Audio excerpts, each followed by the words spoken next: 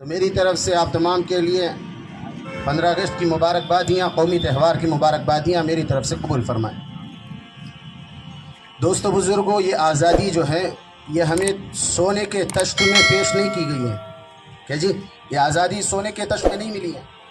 اس آزادی کے پیچھے ہزاروں نہیں لاکھوں قربانیاں اس دیش کے واسیوں نے، مسلمانوں نے، سکھوں نے اور عیسائیوں نے، ہندوؤں نے، جو بھی اس دیش میں رہنے والے ہیں، ہر ایک نے دی ہیں۔ کوئی یہ کہتا ہے کہ صرف یہ جو دیش ہے مسلمانوں کا ہے تو یہ غلط بات ہے۔ کوئی کہتا ہے کہ ہندوؤں کا ہے، کوئی کہتا ہے عیسائیوں کا ہے، کوئی کہتا ہے دوسرے مذہب کے ماننے والوں کا ہے۔ یہ بالکل غلط بات ہے۔ وہ کہتے ہیں نا، وہ انگلیاں 10 ہوں گی تو 10 انگلیوں سے جتنا کام وجود میں آتا ہے وہ 1-2 انگلی سے نہیں آتا۔ ساری انگلیوں کو جما کر کام کیا جائے تو کام بنتا ہے۔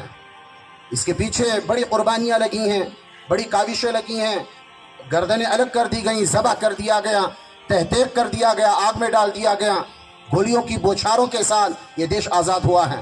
یہ رس ملائی کھا کے آج دیش آزاد نہیں ہوا ہے۔ ہماری تاریخ مٹانے کی کوششیں کی جا رہی ہیں۔ ہم کو غیر نظریے سے دیکھا جا رہا ہے۔ ہم بائی چوائس مسلمان نہیں ہیں۔ ہم نے باقاعدہ اس دھرتی کو اپنے خون جگر سے، اپنے اسلاف کے خون سے رنگا ہے۔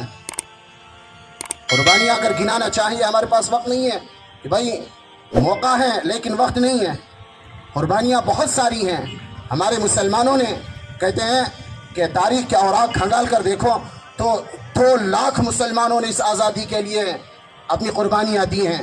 گھر بار کو اجاڑ دیا، بیویوں کو بیوہ کر دیا، بچوں کو یتیم کر دیا، باغات اجڑ گئے، کھیت کھلیان اجڑ گئے، ساری دولت نبرد آزما کر دیے گئے، تب جا کے یہ دین آیا ہے۔ اور اسی طرح یہ جو بھارت کا جو آئینی جو قومی پرچم لہرایا جا رہا ہے، ترنگا، اس کی آن بان شان، اس میں ہر طرح کی مٹی شامل ہے، ہر طرح کا خون شامل ہے۔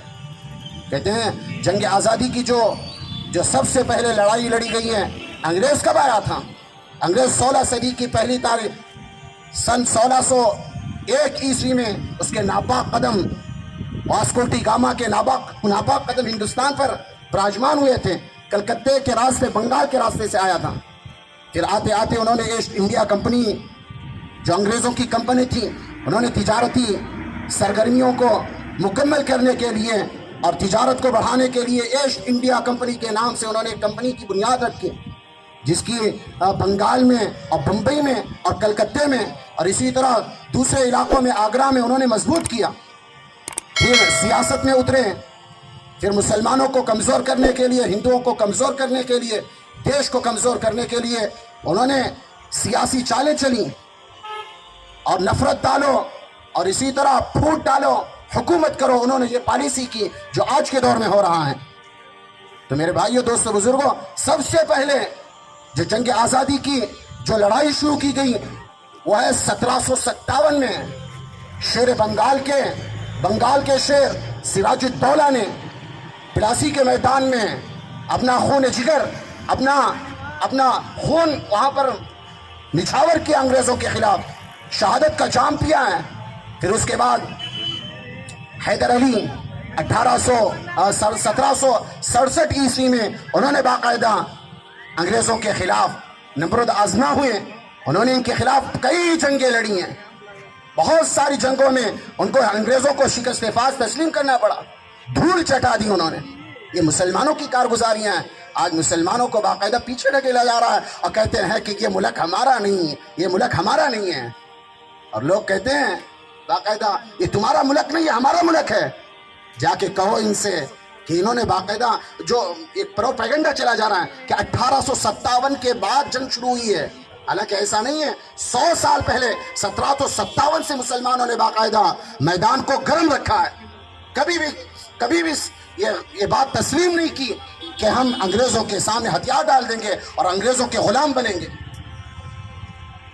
حیدر کرار، حیدر علی جو حضرت ٹیپو سلطان کے والد ہیں، انہوں نے جنگیں لڑی۔ پھر 1782 میں انتقال ہو گیا۔ 1783 میں جلیل القدر عالم دین، کوئی جانتا ہے ٹیپو سلطان عالم تھے، مرد مجاہد تھے۔ ٹیپو سلطان نے باقاعدہ ناکوں کے چونے چبوا دیے ہیں۔ लोहे के चने चबवा दिए, 4 से 5 जंगें लड़ी हैं, धूल चटा दी अंग्रेजों को, मुल्क छोड़ने पर मजबूर किया। किसी की मजाल नहीं थी कि कोई अंग्रेज ये कहे कि हिंदुस्तान हमारा है। आखिर मुनाफिक हुए हैं कौम के अंदर, मुनाफिक, पैसे के पुजारी, वोट के पुजारी।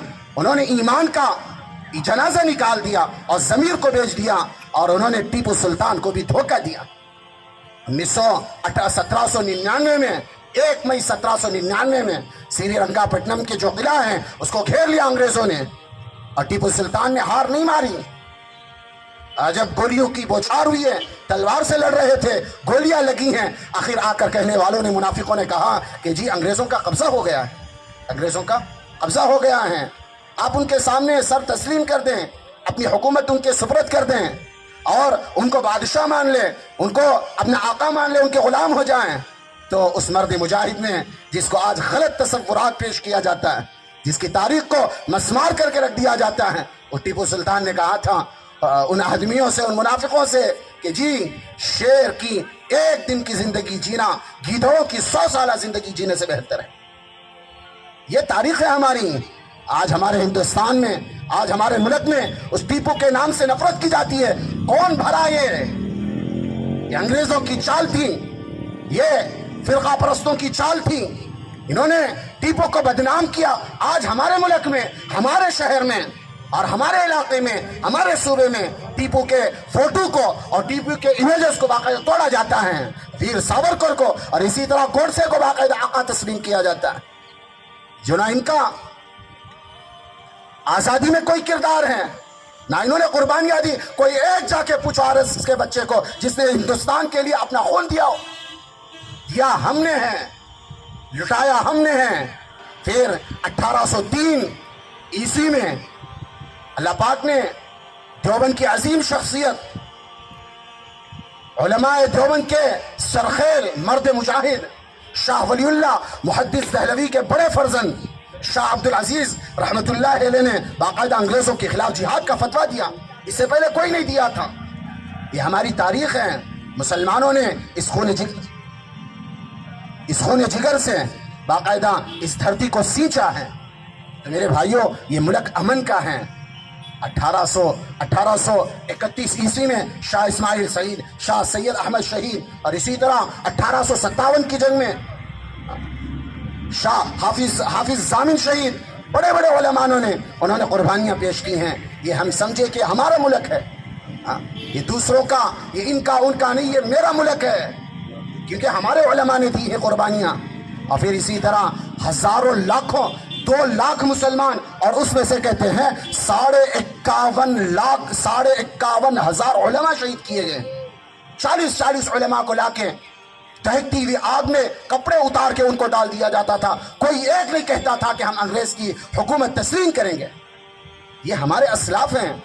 मेरे भाइयों, इस मुल्क को तोड़ने का काम न करें, इस मुल्क को जोड़ने का काम करें, अमन का, शांति का और मोहब्बत का पैगाम लेकर जाएं। तो इंशाअल्लाह ये मुल्क फलेगा, फूलेगा। और इसी तरह इस मुल्क के अंदर हर एक को जीने का हक है।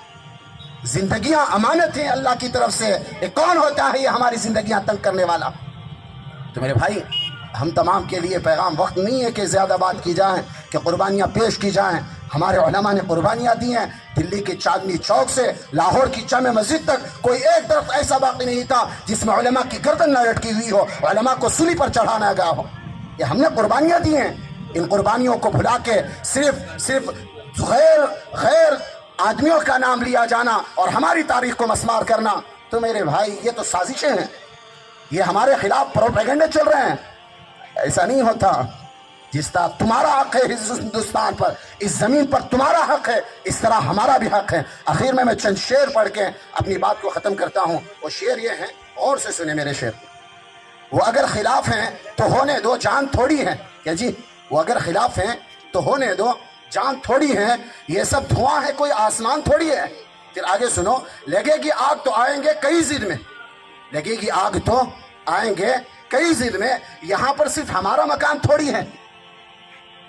ये जो फिरका वारियत की आग लग रही है, ये फिरका वारियत की जो शुआएं चल रही हैं, शोले भड़क रहे हैं, ये मुसलमान, सिर्फ मुसलमान इसके अंदर नहीं जलेगा। یہ ہندو بھی چلے گا، کافر بھی چلے گا، عیسائی بھی چلے گا، اور اسی طرح پارسی بھی چلے گا، دہریہ بھی چلے گا، ہر ایک چلے گا۔ پھر شاعر کہتا ہے جو آج صاحب مسند ہیں کل نہیں ہوں گے، جو آج اقتدار کی کرسیوں پر گھمنڈ پر ہیں وہ کل نہیں ہوں گے۔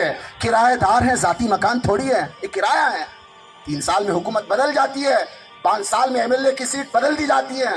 کرایہ دار ہے، ذاتی مکان تھوڑی ہے۔ سبھی کا خون شامل ہے یہاں کی مٹی میں، کیا جی؟